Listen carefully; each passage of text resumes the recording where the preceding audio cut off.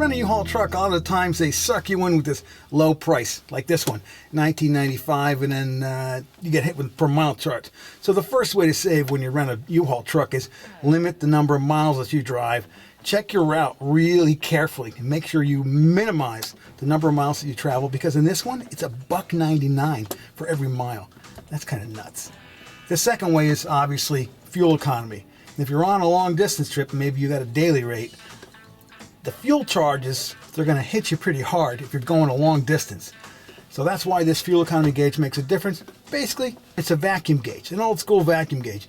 All it does is show you when you can lighten up. If I take my foot off the gas and coast, I'm getting the best mileage I can possibly get. It's just a tool to teach you how to drive efficiently. Super simple. Let's go for a ride and I'll show you what I'm talking about. So here we are on a back road. We're kind of rolling downhill a little bit. You can see that gauge drop as I take my foot off the throttle. And we're coming up to a little tiny one-lane bridge. So again, I'm foot off and I've got to climb up the bridge. So at some point, I got to give it some gas right there. But as soon as I crest and I let off, I can see that there's a stop sign in front of me.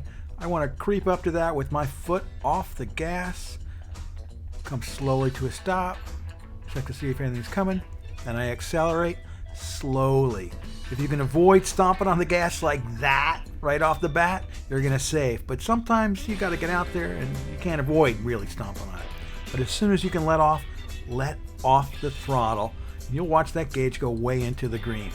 Now here, again, I'm real light, not going that fast. This is a country road. I think the speed limit is about 35 miles an hour. At some point right here, I sort of reached the bottom, or in a gully. There's a stream that runs underneath there, and I've got to climb up a hill. There we go. Now I'm on the gas just a little bit. And again, now I'm almost coasting up the hill. I'm as light as I possibly can be on the pedal. I know you can't do that in traffic, right? You got to be more aggressive in traffic. But when you're out in the country and there's nobody behind you, take it easy. Go slow, because speed definitely has a huge effect.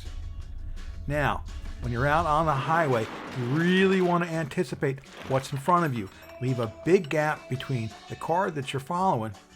That way, when you come up to that light, sometimes you can time it and you won't hit the light. You'll save a whole lot by not hitting all those lights. The cheapest gas that you can find is the best, but it needs to be en route. If you go out of your way and you're spending money, you're spending time, those miles wrap up. I saved 30 cents a gallon between this Raceway station and the Exxon across the street. Do I put Raceway in my cars? Heck no. Will I put it in a U-Haul? Oh yeah. Hey, does that tire look low? It sure was. Don't be like me. Check the tire pressures before you leave, because sometimes the people in the U-Haul lot aren't really paying attention to what's going on. This isn't just for fuel economy reasons, this is for safety as well. Happy trails, and thanks for watching. If you haven't checked out the MPGeomatic YouTube channel or the mpgeomatic.com website, go check them out now. They are packed with cool stuff. We'll see you down the road.